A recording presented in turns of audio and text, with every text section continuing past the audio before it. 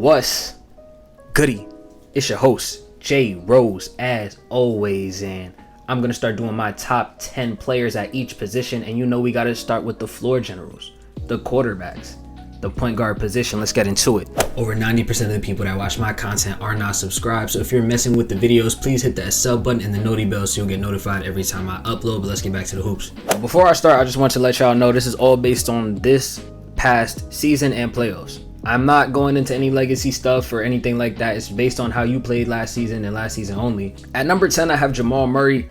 I kind of bounced in between going with Jamal Murray, Jrue Holiday, but I chose Jamal Murray just because I feel like he plays a larger role on his team. Not to say Jrue Holiday doesn't play a really big role, but it's kind of hard to differentiate some of the Celtics players when you really get down to it because they all work as a unit.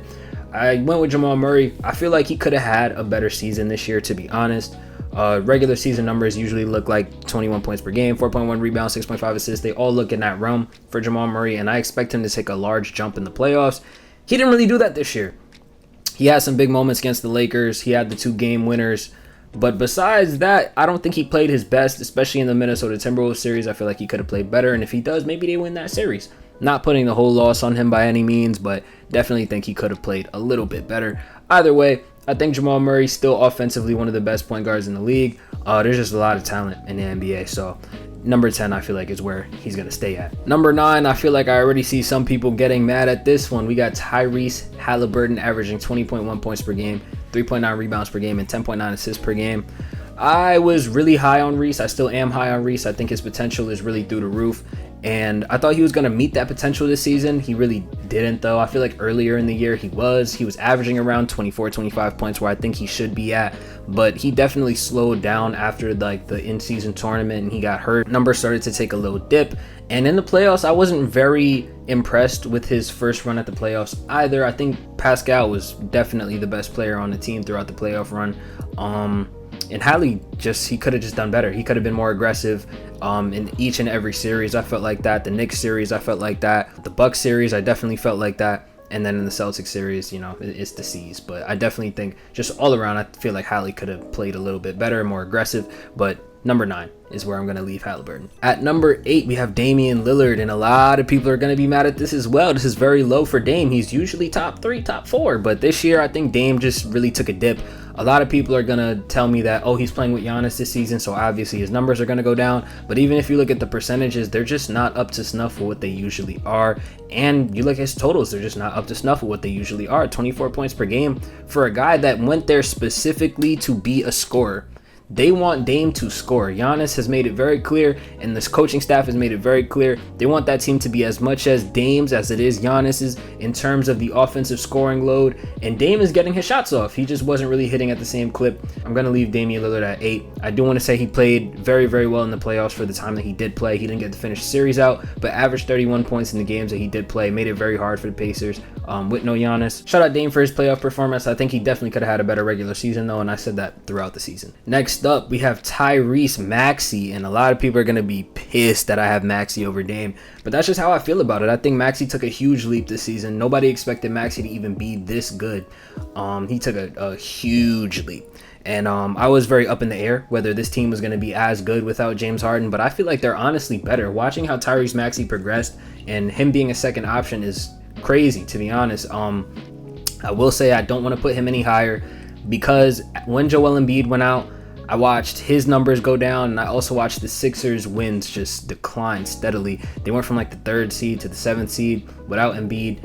Obviously, that's his first time really being put in those positions where the defense is just highly collapsing on him. So I'm not expecting him to do the greatest the first time. It's the first time he's seeing a lot of those defensive looks and a lot of that defensive pressure. But as a second option, Tyrese Maxey was masterful this season.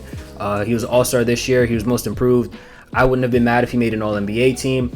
In the playoffs, he averaged 30 points per game, and I thought that was just insane. Maxey had a great year. Honestly, I'm hoping they can build on this foundation for next year and really do some damage, because I think that Maxey and Embiid is probably one of the best duos and teams that the Sixers have seen throughout this entire process. At number 6, I have De'Aaron Fox, and De'Aaron Fox was definitely up there for a lot of the season. He was up there for MVP for a decent portion of the season. He was up around 30 points per game. Obviously, ended up dropping off. He's now averaging 26.6, 4.6 rebounds, and 5.6 assists, which are no bad numbers, nothing to scoff at. But I feel like Fox really just did have a great year. Obviously, the Sacramento Kings did miss the playoffs, which is a disappointment because last year he looked like a dog, won Clutch Player of the Year. They went into the playoffs, gave the Warriors everything they could handle, took them to 7. It's very underwhelming to see them miss the playoffs after building up all that hype last season. Hoping they can possibly get back, but who knows, because the Western Conference is very stacked now. So they're going to definitely have to make some moves or dial up their play, something, in order to make sure they can get a spot next season. But De'Aaron Fox, I feel like individually definitely deserves his spot. At number 5, I'm ready to make some more people mad. We have Trae Young, who averaged 25.7 points per game, 4.5 rebounds, and 10.8 assists. These are the numbers I feel like Tyrese Halliburton should be putting up for him to reach his potential. I can't, in my right mind, say that Halliburton is on this level yet when him and Trae do a lot of the same things, and Trae's just more efficient at them. He puts up better numbers. He has more productive. Obviously, the Hawks were not a very good team this season. DeJounte Murray and the Trae Young combo is just not doing it. Hopefully both of these guys can go elsewhere and we can see Trae Young with a real good big. That's what I want to see. It might be Wemby. I'm hearing that it most likely won't be because the Spurs aren't that interested, but I feel like that would be a great pairing, especially because Wemby can make up for some of the defense on the back end that Trae Young doesn't have up front. He was an all-star this season, and I feel like that says a lot because for him to have a losing season, and Trae Young is a player that routinely does not get all-star votes, so for him to have made the all-star game this year, it's very impressive. Shout out Trae Young. At number 4, I'm ready to get even more people mad. We have Steph Curry. Like I said, based on last season and last season alone, Steph Curry obviously had a great individual performance. Top 4 is nothing to scoff at. 26.4 points per game, 4.5 rebounds, and 5.1 assists. Steph Curry individually was awesome, especially in a year where I feel like the Golden State Warriors as a roster just kind of fell off a little bit. I don't think Klay Thompson had a great season. I don't think Wiggins had a great season. Their second best player throughout the year was probably Jonathan Kuminga. They missed the playoffs this year. But Steph Curry on his own made All-NBA third team, Clutch Player of the Year as well. And I feel like winning Clutch Player of the Year with their record not being the greatest is kind of funny. Missing the playoffs, not having a solidified spot, one Clutch Player of the Year. That just shows how many moments Steph had and how much of a load he had to carry the season by himself. So I think Steph Curry being at number 4 is definitely warranted. But there's definitely these next 3 guys I feel like had some insane seasons. At my number 3 spot is Jalen Brunson. I cannot deny Jalen Brunson this top 3 spot. Jalen Brunson's season all around has been incredible. He just looked dominant, to be honest. It was real skill work, and watching how he plays, it just looks like hours in the gym. It doesn't look like one-off stuff. It doesn't look like next season they're going to come and collapse on him. This all looks like straight skill work from JB. 28.7 points per game, 3.6 rebounds per game, 6.7 assists. Upped his play in the playoffs, averaged 32 points and 7.5 assists. And honestly, one of the craziest playoff performances I've seen in a long time. JB went stupid. He averaged 35 for a decent amount of the playoffs. I think he ran out of gas at some point. But if this Knicks team was healthy, with the backing of what Jalen Brunson is capable to do, I think they could have easily made the Western Conference Finals and possibly given the Celtics something to worry about, to be honest. This roster, when healthy, does have the pieces to compete with a team like that. I think they match up really well, and Jalen Brunson's scoring and efficiency just was on another level. I think he started off a little slow, but he really did start to pick it up, and he looked awesome. So definitely shout out to Jalen Brunson, All-NBA second team this year. I knew JB was going to be nice, but I didn't think he was going to be this nice, man. This was an incredible season for JB, and definitely is a solidified number 1 option and a superstar in my eyes after this season. At number 2, can't deny him this spot. Shai Gilgeous-Alexander averaged 30.1 points per game, 5.5 rebounds, 6.2 assists.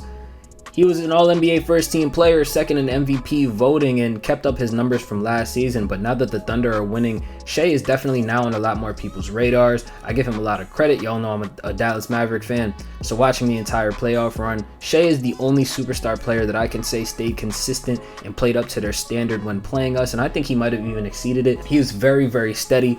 One of the smoothest games in the NBA. One of the most efficient games in the NBA. The way he gets to his mid-range is just butter. I thoroughly enjoyed watching Shai. I think he's most definitely a superstar, definitely deserving of this number 2 spot. Number 1, y'all already knew it was going to be Luka from the start, so There's not too much I really have to say. Bro averaged 34 points, 9.2 rebounds, and 9.8 assists. All NBA first team. He was third in MVP voting, and he had a finals berth this year. I thoroughly believe that if the Mavericks were like 1 or 2 seeds higher, that the MVP trophy would have been his. Averaged the most points, rebounds, and assists over a season. Led the playoffs in points, rebounds, assists, steals. Like, Luka was all over the place this year. Just asserted his dominance, and I can't really put him anywhere else but number 1 after the season that he just had. Luka looked like a dominant force, a jack of all trades on the offensive end, and obviously there's stuff he could work on, the whining, the defense, you know what I'm saying? But just as a player, I think Luka has shown that he's a guy that you would want to build around, one of the best players in the league, and only at 25 years old to be doing all the stuff he's done is insane. So we got Luka Doncic at 1. Let me know if you agree with my list or disagree. I'm sure a lot of you disagree and are mad at where some of these players ended up landing. But hey, leave all that down in the comments below, and I'll catch y'all in the next one.